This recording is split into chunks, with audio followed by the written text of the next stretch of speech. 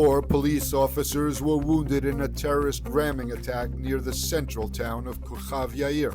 After striking the group of officers, the suspect drove to the nearby 109 checkpoint, where he attempted to stab security forces on site.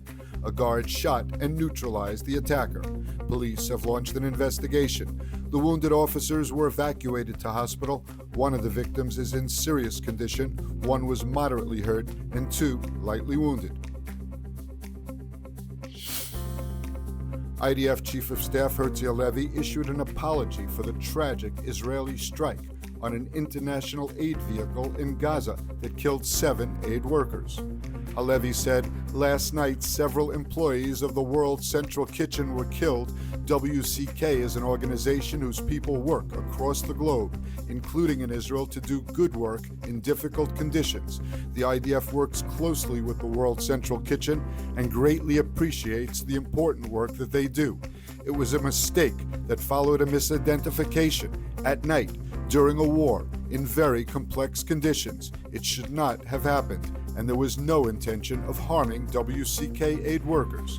Halevi said the incident was being investigated and learned from. Israel has given mediators new ideas amid continuing efforts to advance a deal with Hamas to free Israeli hostages in Gaza in exchange for an extended pause in fighting. The Prime Minister's office said during the negotiations and with the effective mediation of Egypt, the mediators put together an updated proposal for Hamas to address as Jerusalem continues its efforts to find terms for a deal. The statement went on, Israel expects the mediators to act more forcefully against Hamas to move the negotiations forward toward a deal. The wording of the message, which praised Egypt and hinted that Qatar needs to do more, reflects frustration of Israeli officials over Qatar's unwillingness to press Hamas to move toward a compromise.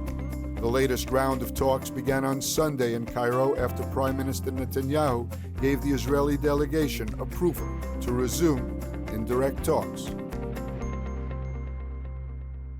Experience the power of truth with ILTV News. If you're looking for quality content and captivating visuals, join our news community and become an integral part of our team as we embark on a mission to unveil the real Israel, dismantling the web of lies and misinformation that surround reporting on Israel.